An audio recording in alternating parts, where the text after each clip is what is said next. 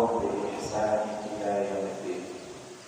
وبعد فأقول سبحانك لا علم لنا إلا ما علمتنا إنك أنت العليم الحكيم ولا حول ولا قوة إلا بالله العلي العظيم. رب اشرح لي صدري ويسر لي أمري واحلل عقدة من لساني يفقهوا قولي. رب زدنا علما وارزقنا فهما اللهم فقهنا في الدين وعلمنا تأويل. اللهم إنا نسألك فهم النبيين وحفظ المرسلين وإلهام الملائكة المقربين. اللهم أغننا بالعلم وزينا بالحلم وأكرمنا بالتقوى وجملنا بالعافية والسلام برحمتك يا أرحم الراحمين.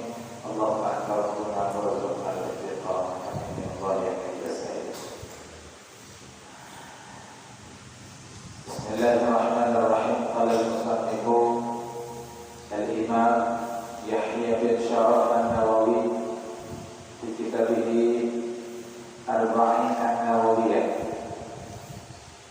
ونفعنا الله به وبعلمه في الدارين آمين. الحادي عشر حديث yang ke-11 di Safhah Siti halaman 60. Al-ibti'adu 'an asy-syakki wa syubhat, yakni bahasan mengenai menjauhi syak, sesuatu yang meragukan, dan syubhat. An Abi Muhammad Al-Hasan ibn Ali ibn Abi Thalib sibti Rasulillah sallallahu alaihi wasallam wa raihanatihi radhiyallahu ta'ala anhuma qala hafiztu min Rasulillah sallallahu alaihi wasallam da' ma yaribuka ila ma la yaribuka. Rawahu Tirmidzi wa Nasa'i wa qala Tirmidzi hadithun hasanun sahihun. An Abi Muhammad, dari ayahnya Muhammad. Ini dalam ilmu bahasa Arab disebut kunyah. Abu Fadl, Abu Muhammad, Abu Hamid, namanya kunyah. Dan kebiasaan orang Arab itu begitu. Dia menyebutkan kunyahnya dulu.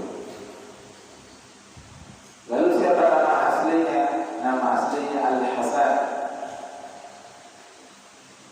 Jadi namanya siapa tadi? Al-Hasan.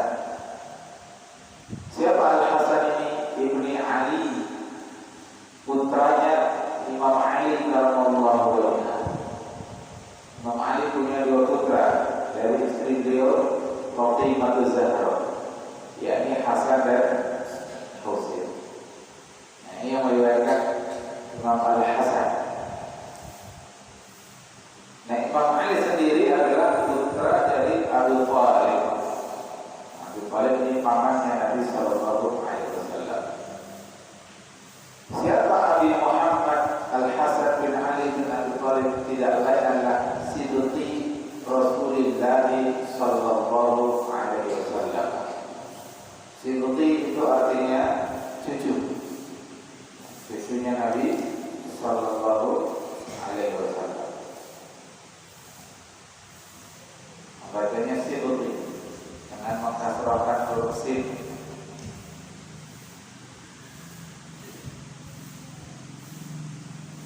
Karena dia menjadi badal bagi Al-Hasan. Al-Hasan itu majrur karena Al-Hasan sendiri adalah badal dari Abi Muhammad. Wa raihanatihi, dan beliau itu juga adalah raihanahnya Nabi. Apa yang disebut raihanah? Kalau perempuan raihanah, kalau laki-laki raihan. Sesuatu yang wangi, yang aromanya harum. Jadi beliau ini adalah wangiannya Nabi sallallahu alaihi wasallam. Kenapa disebut disebut raihanahnya Nabi karena Nabi sendiri yang mengatakan terhadap dua cucu beliau, yakni Hasan dan Husain, beliau mengatakan huma raihana kaya minad dunya wa fi riwayatin minal jannah.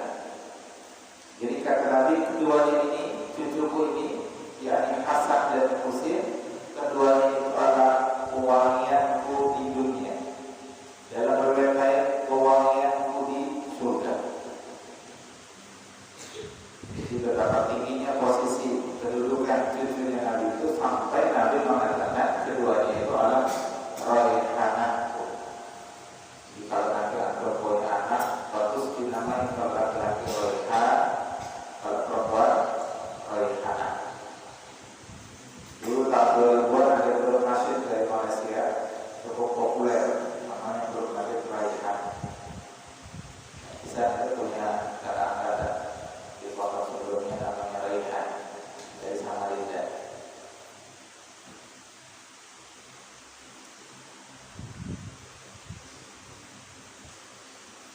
Beliau ini, Imam Hasan bin Ali, dilahirkan di Madinah. Jadi lahirnya di Madinah, bukan di Mekah. Kapan? Tahun ketiga Hijriah. Di Nabi Hijrah 3 tahun kemudian lahirlah cucu beliau yang pertama dari perkawinan Imam Ali karramallahu wajhah dengan Fatimah Zahra. Dan beliau ini Hasan itu lebih tua daripada Husain. Lebih tuanya 1 tahun. Berarti kakaknya Hasan, adiknya namanya Husain. Ini gitu, Hasan Husain. Kalau anda punya anak kembar, nanti namanya satu Hasan, satu Husain. Dan ini nama yang tidak pernah dikenal dulu pada masa jahiliyah. Ini nama yang baru dikenal pada masa Islam. Hasan Husain itu hanya dikenal pada masa Islam. Setahun kemudian lahirlah Husain. Ada yang berpendapat kurang dari 1 tahun, ada yang berpendapat lebih dari 1 tahun. Kurang lebih 1 tahun. Rasulullah yang mengajarkan di telinga kanannya, dan beliau menggelarinya dengan Sayyid, yaitu pemimpin. Nanti ada riwayat tentang itu. Kemudian Rasulullah sangat mencintai cucunya ini dan berdoa kepada Allah agar Allah juga mencintai cucu. Kami berdoa, Allahumma inni uhibbuhu wa ahibbahu. Ya Allah, sesungguhnya aku mencintainya, mencintai Hasan, maka cintailah pula Hasan. Masya Allah. Yang mencintai ini adalah manusia yang dicintai oleh Allah. Manusia yang dicintai Allah mengaku kepada Allah, saya mencintai. Maka ya Allah, tolong Engkau juga cintai dia. Kira-kira apa kabul tidak? Tidak nanti. Apa kabul tidak? Oh, tidak. Dalam riwayat lain Nabi sallallahu alaihi wasallam mengatakan, "Man ahabbani falyuhibbahu." Siapa yang mencintaiku, maka cintai dia. Cintai Hasan bin Ali. Jadi siapa yang mengaku cinta kepada Rasulullah, semestinya kita juga cinta kepada cucunya Rasulullah, yakni Hasan bin Ali yang sedang kita bicarakan. Dan cucu Rasulullah yang lain termasuk Husain. Tapi secara khusus Rasulullah menyatakan, "Man ahabbani falyuhibbahu." Siapa yang mencintaiku, hendaknya dia mencintai Hasan bin Ali. Jadi kita jangan ikut-ikutan orang yang membenci zuriat Rasulullah SAW. Akhir-akhir ini 1 bulan terakhir itu viral di sosial media, khususnya di YouTube, perseteruan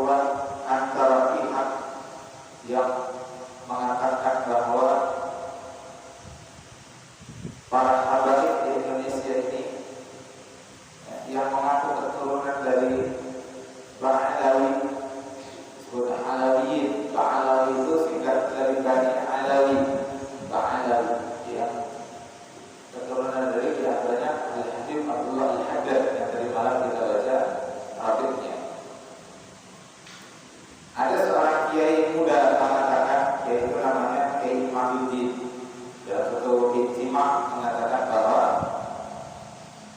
mempertanyakan tersambungnya zuriat para habaib di Indonesia dengan Bani Pahlawi.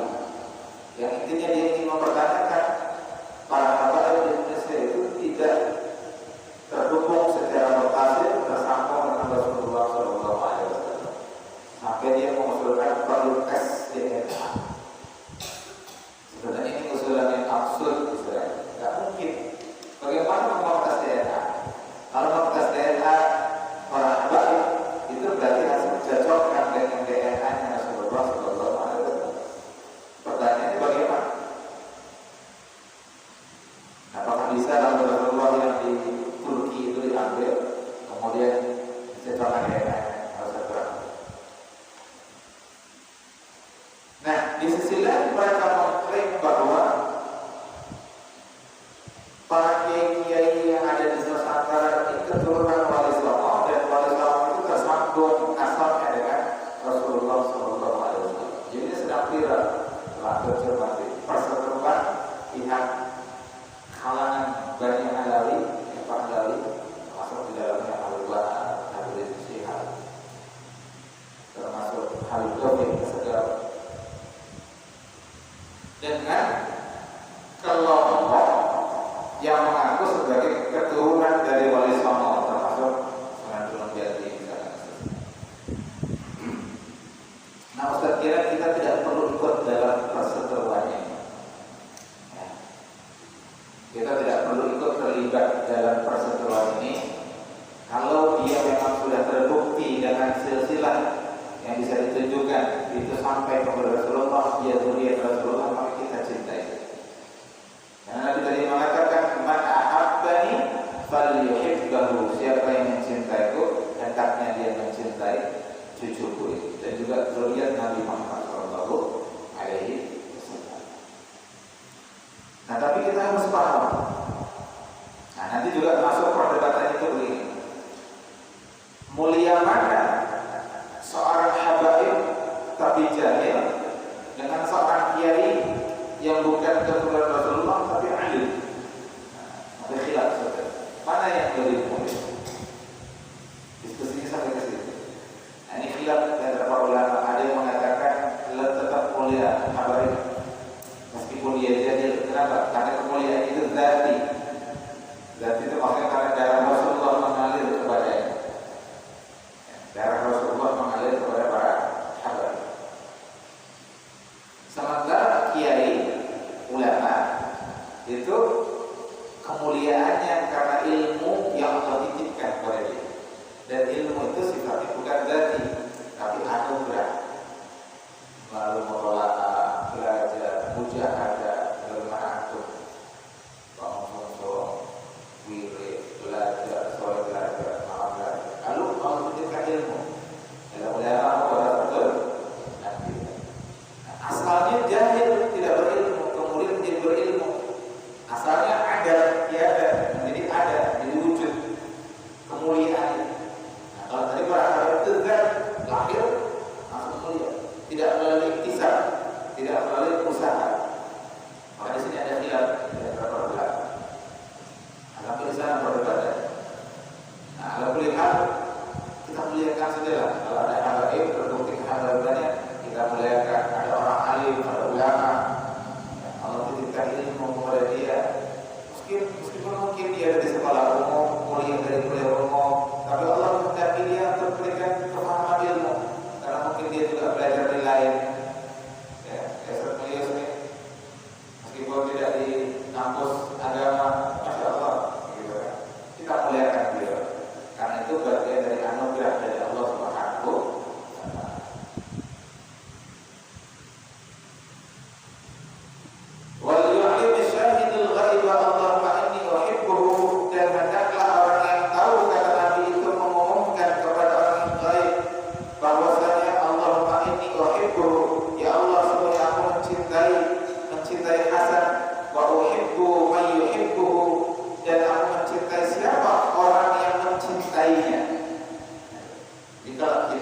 Mencintai Hasan Sintu Rasul sallallahu alaihi wasallam. Makanya kita Sintu Turab.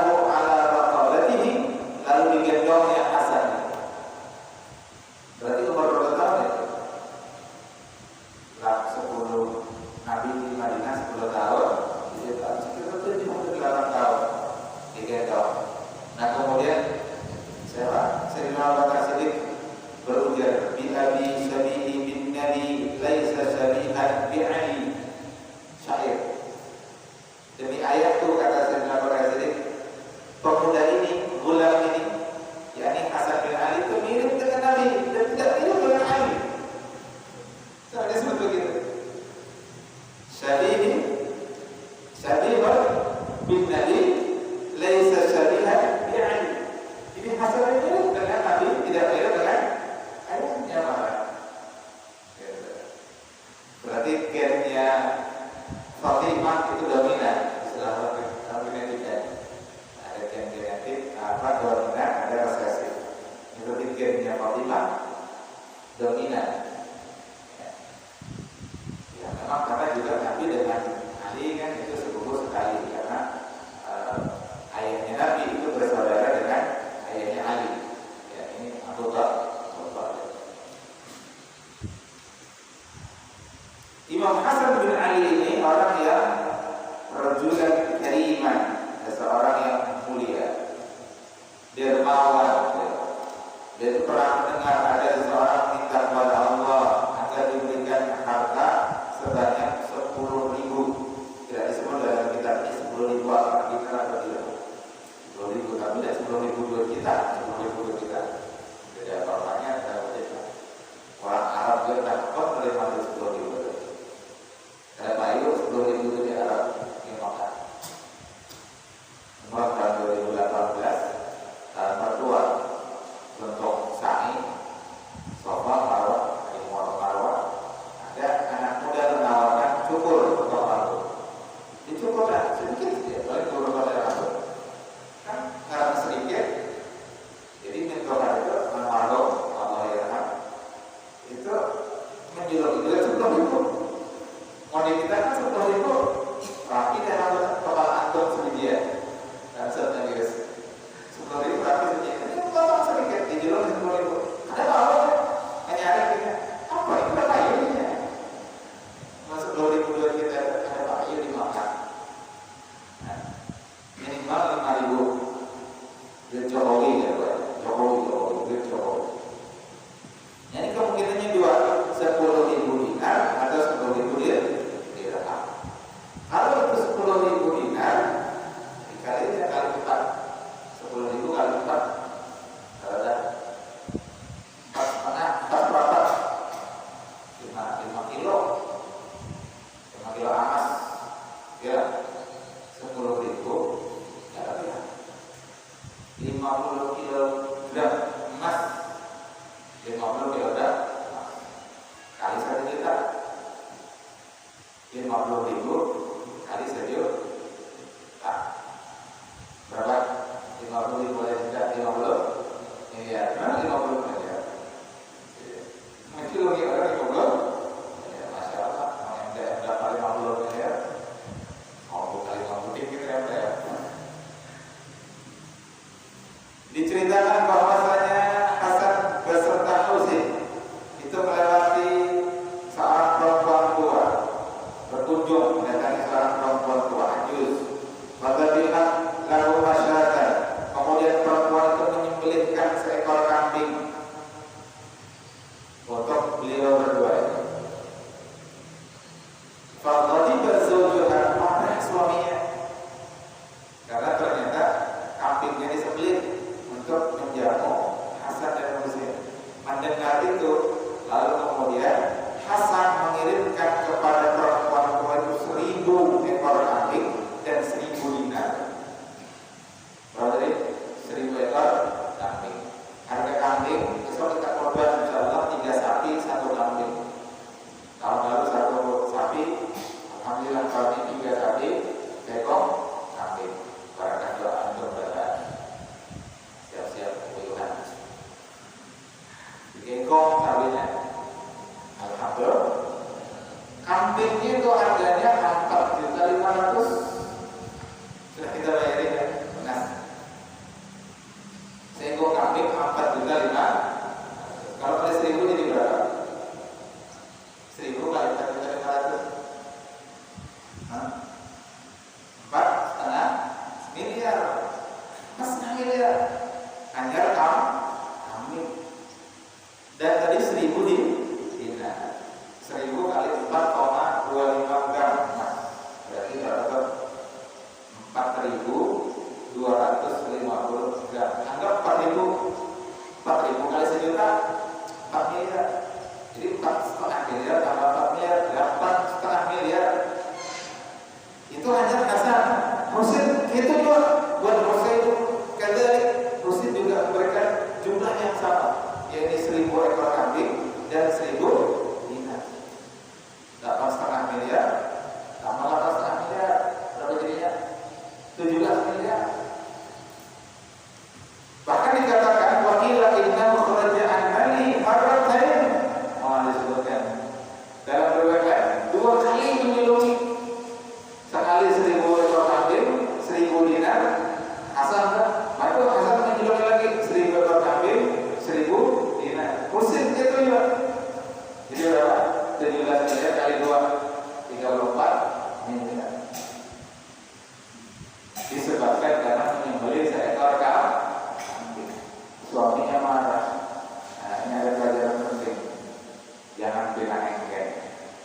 Barangkali dengan kedermawanan kita, Allah ganti dengan ganti yang lebih banyak. Bukan dari orang yang kita bantu mungkin, tapi dari orang lain. Nah, jadi ini termasuk orang yang tawadhu. Di antara bukti ketawadhuannya apa? Pernah naik tunggangan kuda dan onta, lalu ada sejumlah anak kecil sedang makan roti, lalu diundanglah Imam Hasan ini untuk sama-sama makan roti. Turun. Ada juga sejumlah orang miskin, dia lewat dibawa makan, ikut makan. Karena dia sendiri, dia mengatakan karena ketakaburan, innallaha la yuhibbul mustakbirin, karena Allah itu tidak suka ya, dengan orang yang takabur. Jadi dengan bergaul dengan orang miskin, orang terbelakang mungkin secara fisik, itu melatih kita untuk tidak takabur.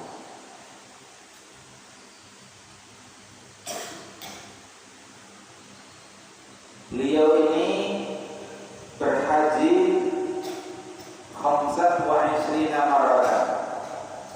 Berhajinya 25 kali minal Madinah wa huwa mashin ala rijlaihi, jalan kaki. Berapa kali tadi? 25. Jadi Imam Hasan ini berhaji sebanyak 25 kali jalan kaki. Dari mana? Madinah ke Mekah. Madinah ke Mekah sekarang kalau naik bis itu sekitar 6 jam, sekitar 500 km. Kalau Gani dari Tanjung itu 2 kali pulang balik, Banjar ke Tanjung, Tanjung ke Banjar, nah, jalan kaki gitu. Berapa kali tadi? Sebanyak berapa kali? 25 kali. Masya Allah. Bahadilah jalan kaki sampai ke Mekah diterima orang. Kalau kayak ini dari Indonesia naik sepeda sudah sampai Mekah tidak diizinkan masuk. Sudah jauh-jauh naik sepeda, akhirnya gagal berhaji, gagal tidak diizinkan oleh pemerintah Saudi. Terjadi. Kita doakan mudah-mudahan jamaah haji kita sehat, selamat, makbul, khususnya kayaknya Habibie. Tadi dapat kiriman dari dokter yang merawat beliau, dokternya itu juga yang donatur MPR, yang biasa merupakan ikan. Itu gula darahnya naik, makanya kayaknya Habibie. Tapi alhamdulillah masih terkontrol. Imam Hasan bin Ali itu diangkat menjadi khalifah setelah wafatnya ayah beliau, yakni Ali bin Abi Thalib. Jadi khulafaur rasyidin itu Abu Bakar As-Siddiq, setelah itu siapa? Umar bin Khattab, setelah itu siapa? Utsman bin Affan, setelah itu Ali bin Abi Thalib. Nah, baru kemudian dibaiatlah putra beliau yang bernama Hasan bin Ali. Nah, hanya saja Hasan bin Ali ini hanya berpuasa selama 6 bulan saja. Kalau tadi 6 bulan, setengah tahun. Kenapa? Karena diminta oleh Muawiyah bin Abu Sufyan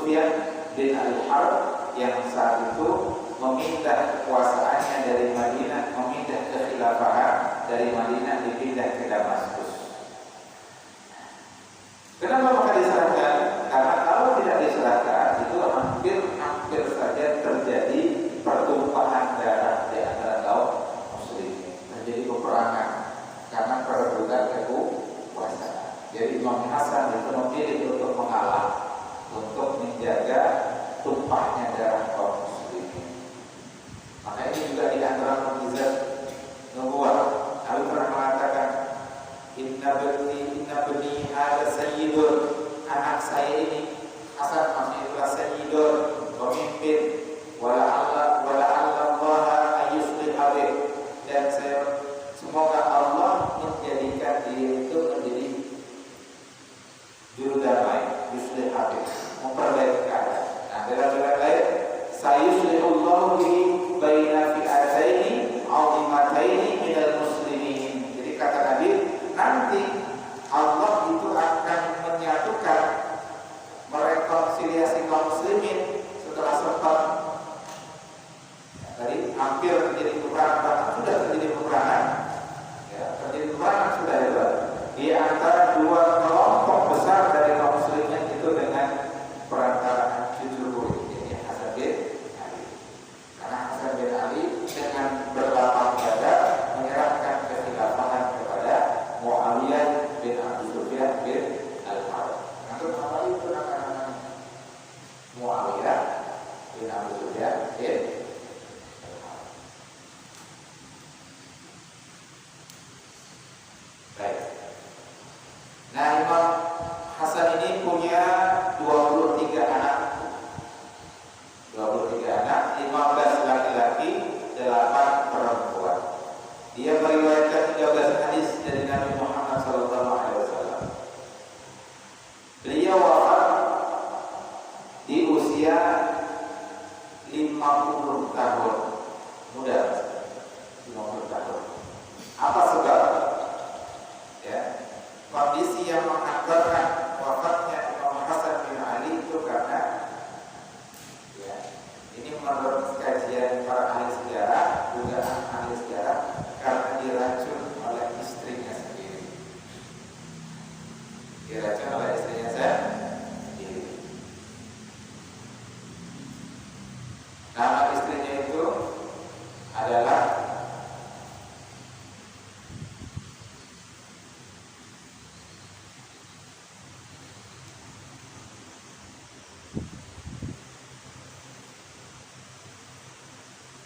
Ja'dah bintu Ash'ab.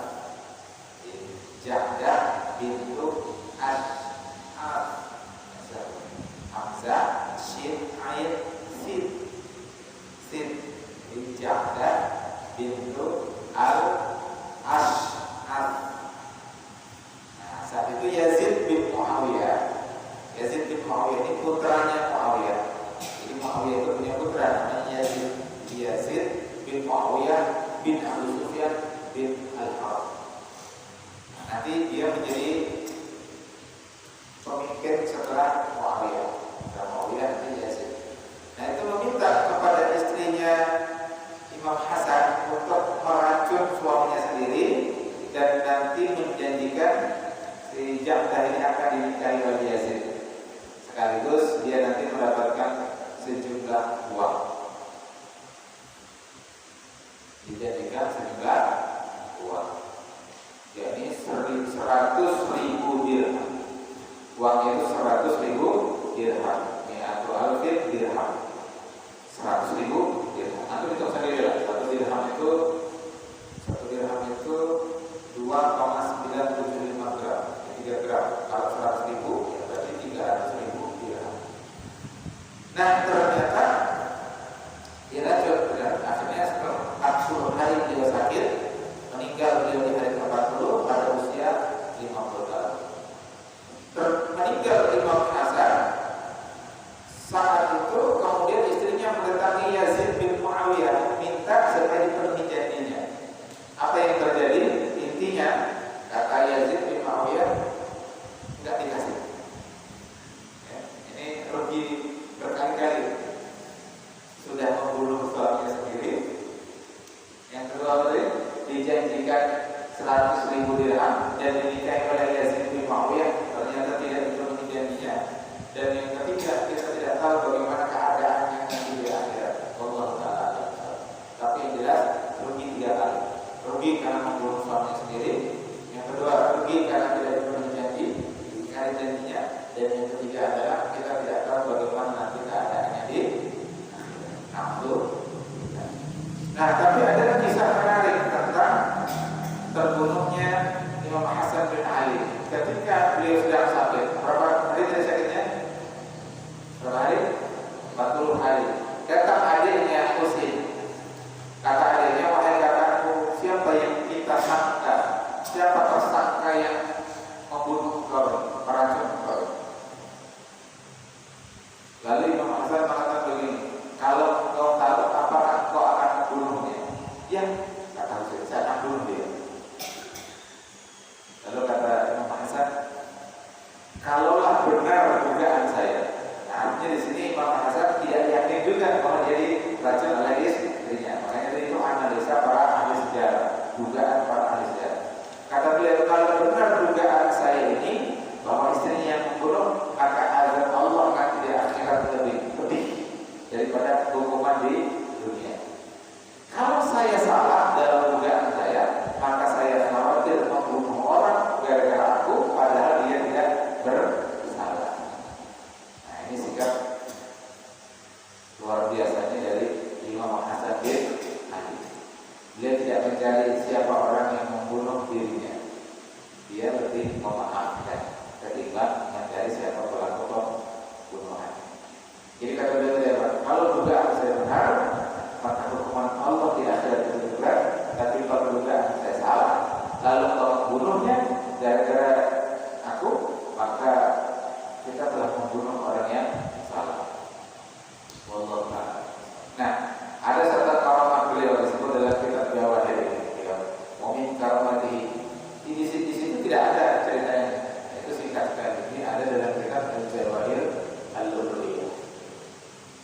Bagus untuk dimiliki. Kemarin waktu kemarin laporan di Kabupaten Safinah Penajam, ada yang dari kitab ini juga. Harganya berapa? 100-an lebih lah, 120-an. Depan kitabnya dibacakan juga oleh Guru Wildan di Mata Quran. Nah, di antara kaum mulai disebutkan begini, ada sahabat tagawwalu ala qabrihi fajunna. Ada orang yang tidak senang. Jadi Imam Hasan ini nanti dimakamkan di Baqi'. Baqi' itu sebelah kirinya Masjid Nabawi. Mudah-mudahan nanti akan bisa berziarah di sana. Ada 10.000 sahabat Nabi dimakamkan di sana, termasuk ibu beliau di sana, Fatimah Az-Zahra dikuburkan di sana, Imam Hasan dikuburkan di sana, Sayyidina Utsman di sana, dan istri-istri Rasulullah hampir semua di sana. Ya, tidak semua tapi hampir semua di Jannatul Baqi'. Nah, dan ceritakan ada orang itu buang air besar di kuburannya, di atas kuburnya Imam Hasan bin Ali. Ini kira-kira orang gak benar kan? Cari masalah. Mungkin anak kebencian tertentu, dia buang air besar di kuburnya, di atas kuburannya Imam Hasan bin Ali. Apa yang terjadi? Seketika itu dia jadi gila. Wajah lalu kemudian menggonggong seperti anjing. Nah, ini benar, cerita beneran. Ada orang buang air besar di atas kuburnya Imam Hasan bin Ali, akhirnya dia gila dan menggonggong seperti anjing. Baik, kita lanjutkan. Nah, ini tentang Imam Hasan bin Ali. Qala beliau berkata, hafiztu min Rasulillah sallallahu alaihi wasallam. Saya mendengar dari Rasulullah sallallahu alaihi wasallam, da'ma yaribuka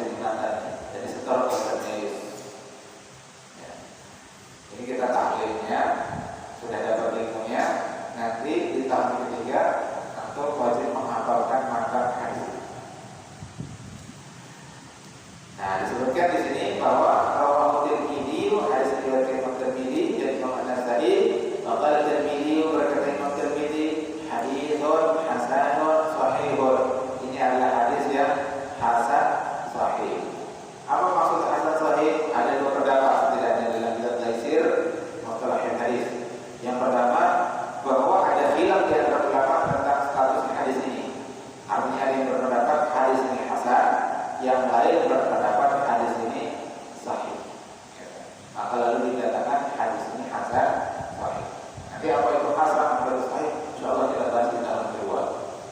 Kita bahas, kita kaji di kitab khusus. Qaulullah sallallahu alaihi wasallam, "Da' ma yaliduka ila ma la yaliduka." Tinggalkan apa yang meragukan engkau dan beralihlah kepada apa yang tidak meragukan engkau. Fihi dalilun ala anna al-muttaqiyya yanbaghi lahu alla ya'kula al-mal alladhi fihi syubhatun kama yuhramu 'alaihi amrul harami wa qad taqaddama. Fihi di dalamnya dalilun, ada dalil ala anna bahwasanya al-muttaqi.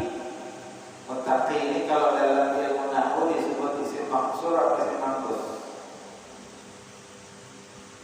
Maksur atau manqus? Manqus. Kalau manqus maksud tandanya dengan apa?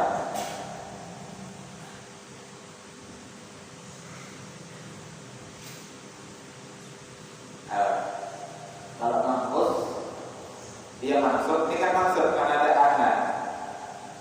Maksudnya dengan apa? Fathah zahirah atau fathah muqaddarah? Itu aja bedanya. Zahirah atau muqaddarah? La, zahirah. Yakin? Yakin? Yang SMA? Yang SMA, yakin ya? Fathah zahirah. Berarti kita baca fihi dalilun ala anna al-muttaqiyya. Ini adalah dalil bahwasanya seorang yang muttaqin, orang yang bertakwa, yang baghilahu hendaklah baginya alla ya'kulal mala, tidak memakan harta, alladhi yang fihi di dalamnya syubhatun, ada syubhat. Kama yuhramu alaihi, sebagaimana diharamkan atasnya, atas muttaqin, aklul harami, memakan harta yang haram. Bapak taqaddama sudah terdahulu pembahasan. Jadi berdasarkan hadis ini disebut muttaqin itu kalau dia menghindari yang syubhat, sebagaimana dia diharamkan terhadap yang haram. Jadi ini namanya warok. Orang warok itu meninggalkan yang haram dan berhati-hati dengan yang syubhat. Apa itu syubhat? Sesuatu yang samar, sesuatu yang belum jelas. Sebagai contoh, dan meninggalkan syubhat itu hukumnya sunnah.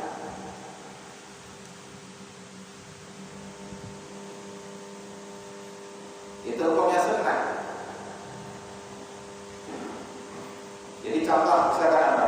Ada orang ragu ini matahari sudah terbit fajar atau belum? Ramadan, ragu ini sudah terbit fajar atau belum? Bedakan ya, ada tulu'ul fajri, ada tulu'ul syamsi. Kalau sekarang tulu'ul fajri jam 5, kalau tulu'ul syamsi jam 6.20, itu salat isya. Nah, kalau tulu'ul fajri waktu subuh. Nah, orang ini ragu, seseorang ini ragu. Nah, sekarang ini jelas. Muhammadiyah itu sekarang tulu'ul fajrinya lebih lambat 8 menit ketimbang masjid yang lain. Jadi kalau kita jam 5, Muhammadiyah itu jam 5 lewat 8. Nah, antum bingung ini misalkan, bagi antum syubhat. Bagi Muhammadiyyin mungkin tidak syubhat. Jadi jam 8, jam 5 lewat 8 menit. Nah, tapi antum yang bukan Muhammadiyyin syubhat. Ini gimana nih? Ikut NU atau ikut Muhammadiyah? Kalau ikut NU berarti makan minum berhenti jam 5. Kalau ikut Muhammadiyah masih ada waktu 8 menit. Nah, ada syubhat, ada keraguan. Maka sebenarnya, nah kalau pada kondisi seperti itu lebih baik, lebih afdal bagi kita untuk mengambil sikap hati-hati. Dan itu sikap warok. Artinya antum berhenti makan dan minum jam 5. Kalau di kitab ini dicontohkan bukan kasusnya NU Muhammadiyah, tapi misalkan antum ragu nih sudah tulu'ul fajri atau belum? Nah, ketika antum menyimpulkan belum karena hukum asalnya itu masih malam, ya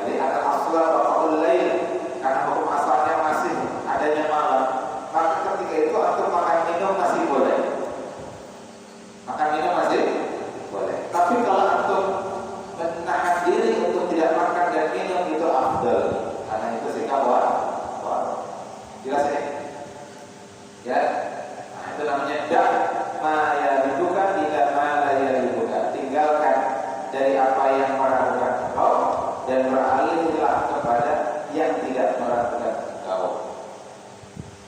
Contoh lain, kalau di kitab Jawahir dulu ya, antum melihat barang tertentu itu miliknya wongku, misalnya ada barang tertentu miliknya wongku.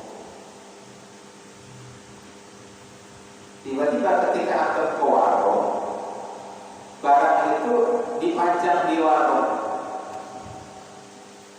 dijual oleh pemilik warung. Karena berteman dengan wongku, antum ketika melihat barang itu punya wongku. Dan setahu saya wongku belum pernah jual barang ini. Kok tiba-tiba ada di warung ini, dijual di warung itu, harganya murah, lebih murah dari harga pasar. Boleh tidak antum beli itu? Boleh tidak beli barang itu? Antum tahu wongku nggak menjual barang itu? Tidak menjual barang itu. Boleh tidak membeli? Boleh tidak? Boleh. Karena kita juga tidak memfonis si tukang warung itu mencuri kan. Ada kemungkinan memang dia membelinya dari wongku, atau tidak tahu tiba-tiba wongku menjualnya karena keperluan tertentu misalnya. Kita tidak seuzon. Secara hukum boleh. Tapi kalau kita menahan diri untuk tidak membelinya itu lebih afdal. Karena itu menjaga sikap warung. Karena masih ada kemungkinan itu dicuri. Kemungkinan itu ada, tapi kita bukan buruk sangka. Jadi demikian. Kemudian walau da'ahu fasiqun walimatan. Mari kita bahas minggu lalu tentang walimah urus. Kalau ada orang fasik mengundang walimah, jazat ijabatuhu, maka boleh memenuhi undangannya. Maka disebutkan gugur kewajiban, ya, gugur kewajiban tapi boleh. Ada orang fasik, ahli maksiat mengundang kita walimah, boleh mendatanginya. Misalkan hartanya ini syubhat, tercampur antara harta yang halal dengan yang haram. Nah, boleh mendatanginya. Wal afdal, tapi yang afdal itu tidak mendatanginya. Kenapa? Karena sikap warok, hati-hati terhadap yang syubhat. Kalau hartanya jelas dari harta yang haram tidak. Atau ada tetangganya ini pegawai banknya bank ribawi, manajernya pula. Kita diundang yasinan, selamatan, diserungi makanan, boleh tidak makan makanannya? Boleh tidak? Boleh. Ya, itu termasuk yang dibolehkan. Karena ada 3 jenis harta haram. Harta haram zatnya, misalkan dia itu jualan babi, jualan khamar, kita dikasih harta, tidak boleh. Yang kedua, harta yang diperoleh dari merampas harta orang lain, mencurinya, menjamretkan, merampokkan. Kalau aku dikasih hadiah, haram. Kalau perempuan jadi istri dinafkahi oleh suami dari jual beli narkoba, haram. Karena haram zatnya. Nah, tapi ini orang itu transaksi riba, karena dia pegawai bank riba. Diundang kita, boleh tidak? Boleh. Secara hukum boleh. Tapi tidak memakan makanannya itu lebih afdal. Karena itu sikap sikap hati. Nah,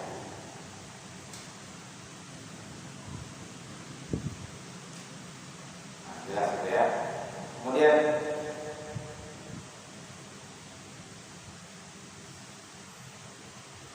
ada cerita.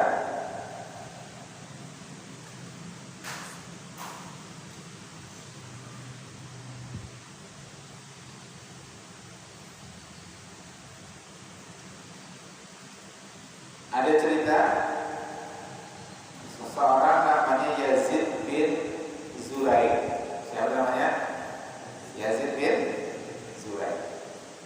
Diceritakan beliau itu mendapat warisan dari ayahnya khamsu mi'ah alfin. Khamsu mi'ah 1.500. Khamsu mi'ah itu 500, alfin itu 1.500. Tidak disebut sini dinar atau dirham. Sebut dinar. 1.500 dinar. 1 dinar 4,25 gram emas. Berarti kalau 1.500 kali 4,25 berapa? Enggak kali 4 aja lah.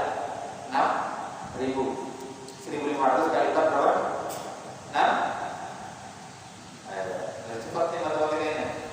1.500 kali 4 berapa? 6.000. 6.000 kali 1 juta berapa? 6.000 kali 1 juta 6 miliar. Dapat warisan dari ayahnya 6 miliar. Apa yang dilakukan oleh Zurai, Yazid bin Zurai? Dia tidak ambil itu harta warisannya. Kenapa? Karena ayahnya li'anna abahu kana ilal amali bis-salatin. Karena ayah itu bekerja pada penguasa saja. Ada sultan. Jadi saking hati-hatinya Yazid bin Zurai sampai dia tidak mau menerima warisan dari ayahnya karena ayah itu bekerja pada sultan. Pertanyaannya, boleh tidak terima warisan? Boleh. Tapi dia memilih untuk parah dan tidak mengambil harta warisan. Padahal nilainya lebih 6 miliar. Ini contoh dari segala orang. Ada lagi tokoh namanya Ibrahim bin Adham. Ini kalau di cerita-cerita tasawuf, ini tokoh tasawuf. Dalam cerita-cerita sufi ini sering diceritakan tentang Ibrahim bin Adham. Jadi Ibrahim bin Adham itu pernah ditanya, ala tasrabu min ma'i Zamzam. Ini beliau sedang di Makkah, ditanya, kenapa kok anda tidak minum dari air Zamzam? Dijawab, lau kana li dalawun la syarabtu. Andai saya itu punya ciduk sendiri, lalu saya ambil langsung dari sumber mata air Zamzam, la syarabtu, saya akan minum. Nah, jadi asyara ila anak dalwa min malis sultan wa mustabih. Jadi itu isyarat karena Ibrahim bin Adham itu kenapa tidak mau minum air Zamzam? Karena sumber air Zamzam itu diambil oleh dana pemerintah, instalasi airnya itu menggunakan dana penguasa. Lalu kemudian sampai ke kita, Ibrahim bin Adham tidak mau minum. Makanya dulu saya pernah juga mengatakan yang jelas tidak sah tentang halalan itu adalah kalau kita bersafar membawa ember sendiri, cibuk sendiri, ketemu sungai, ambil air di sungai itu jelas halalnya. Atau ada air hujan turun, lalu kemudian kita tanai pakai tangan kita langsung kita minum. Nah itu jelas, yakin tidak ada syak tentang kehalalannya. Tapi kalau masih pakai ember, pakai baskom ditanai, pertanyaannya apakah baskomnya itu 100% halal? Nah, belum. Nah, itu kalau orang yang makan apik, bulir-bulir apik, cuma ya sulit.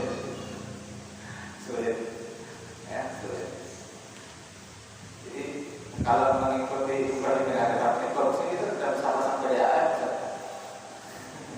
karena PDAM itu perusahaan ya, dana pemerintah, kita tidak tahu sumbernya mungkin dari pajak segala macam. Itu kalau mengikuti Ibrahim bin Adham, bagusnya itu dari sungai kita olah sendiri, yang punya PDAM sendiri itu udah berkandung dalam.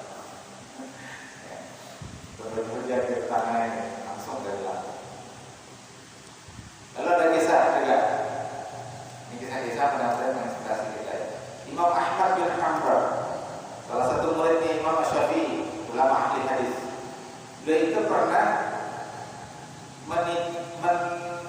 menjaminkan timba beliau, semacam timba itu, kepada seorang pedagang. Dia perlu dana, lalu dia jaminkan. Ketika beliau hendak melunasi dan ingin mengambil timbanya itu, ternyata si pedagang itu punya 2 timba, mirip pula jenisnya. Lalu terjadi iskal, ada masalah. Ini yang punya saya yang mana? Kata Imam Ahmad bin Hanbal. Karena Imam Ahmad bin Hanbal tidak bisa mengidentifikasi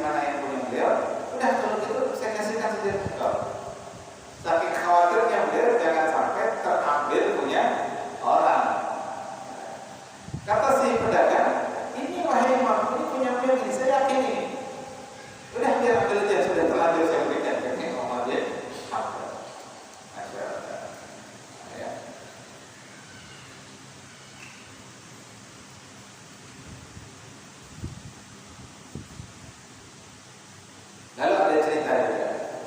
Hokiah Ahmad bin Nasr Ad-Daqqaq diceritakan bahwa kata beliau, saya itu pernah terjebak di satu hutan. Kemudian saya keluar dari hutan itu dalam keadaan haus luar biasa. Lalu saya ketemu dengan seorang jundi tentara, yang tentara itu memberikan minuman kepada saya. Nah, karena minuman yang saya minum itu, hati saya menjadi keras selama 40 hari. Nah, ini ada penjelasan bahwa memakan harta yang syubhat, apalagi yang haram, itu bisa membuat kerasnya hati. Butanya hati. Kalau ada yang kali pada ini sudah setahun di MTN, masih saja ucapan-ucapan kasar yang keluar dari mulutnya, menyambatin kawan, menyambatin ucapan-ucapan yang tidak baik yang harus itu pantas hanya disampaikan kepada binatang. Jangan-jangan ada harta syubhat yang dimaksud. Ya, banyak-banyak kali istighfar, banyak-banyak bertobat, banyak-banyak minta ampun atau jangan cuma kita salat tobat. Karena mungkin perlu tiap malam kita salat tobat. Makanya istighfar kita pada subuh 100 kali. Sebelum subuh, kalau satu sebelum subuh, subhanallah, subhanallah, subhanallah, subhanallah, astagfirullah, subhanallah, subhanallah, astagfirullah. 100 kali. Nanti pada subuh hampir 100 kali, jadi 200 kali. Tidak apa-apa. Kami saja 70 kali dan riwayat per hari. Dan riwayat 100 kali. Nah, kita mungkin perlu minimal 300 kali kata Sayyidina Bilal baca. Jadi perlu merenung. Kita kalau merenung sama-sama. Sudah setahun di pondok, tapi masih saja ucapan-ucapan yang tidak baik yang keluar. Mari kita sama-sama. Jangan-jangan kita ini termakan harta syubhat atau makan hak. Satu lagi terakhir. Ada satu kisah. Hokiah ar-rajulan qasada ziyarata ba'dil awliya. Jadi diceritakan ada seorang laki-laki yang hendak berziarah menemui para wali-walinya Allah. Ya.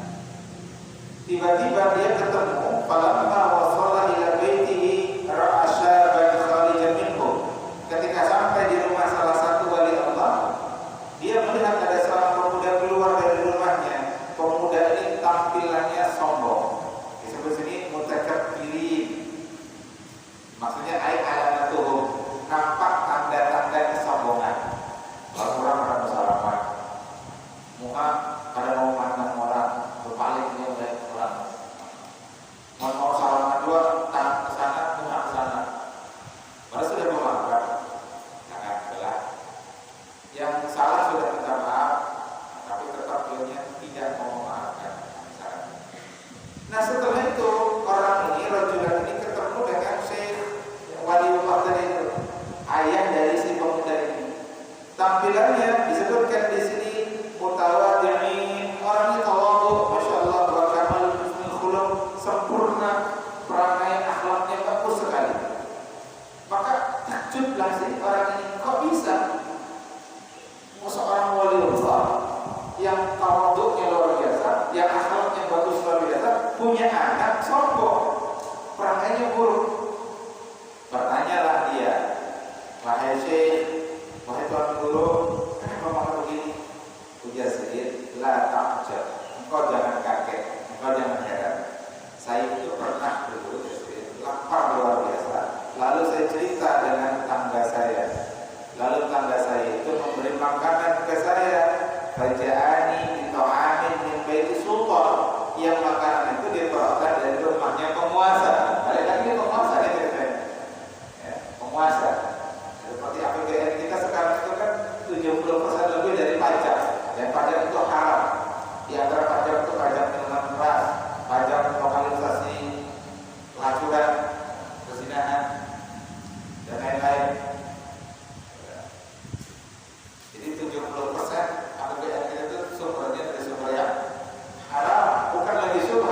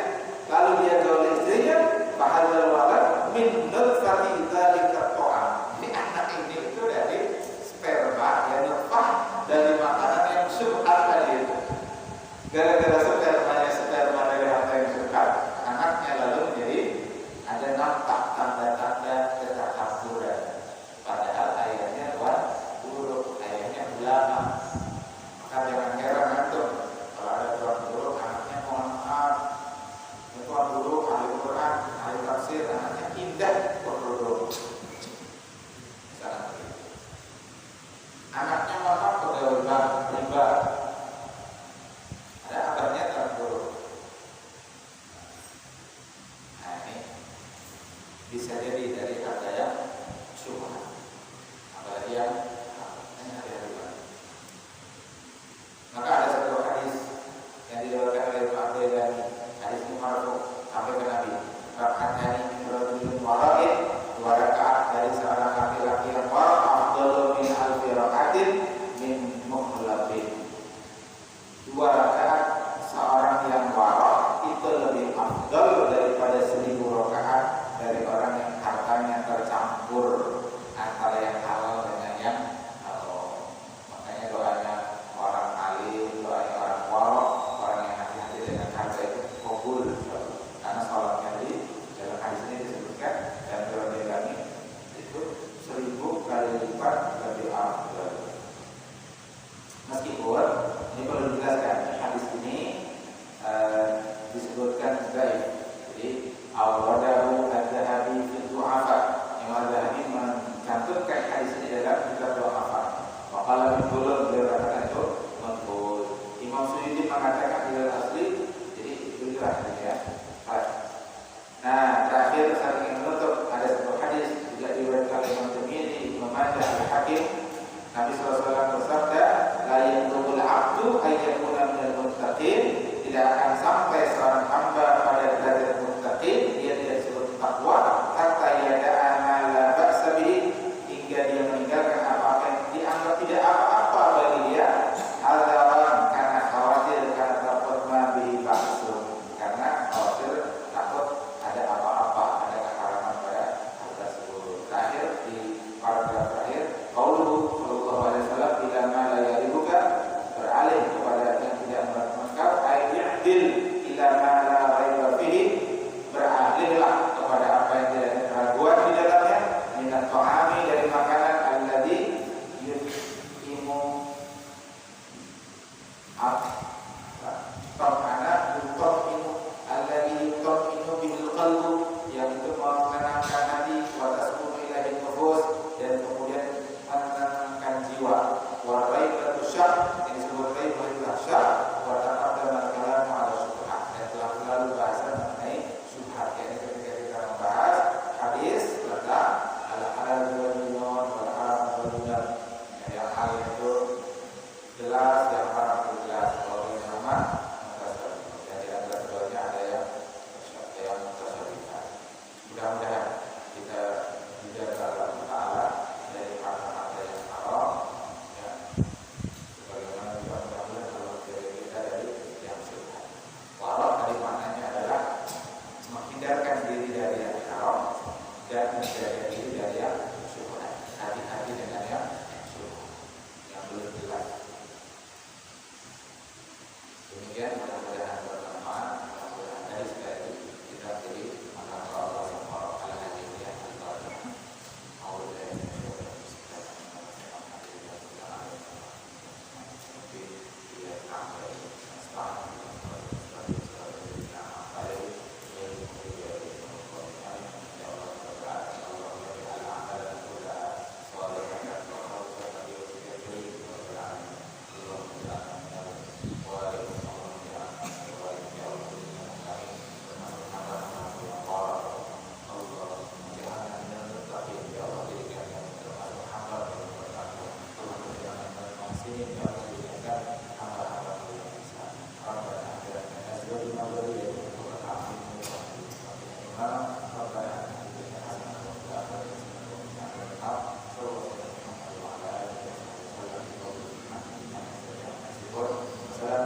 Assalamualaikum warahmatullahi wabarakatuh.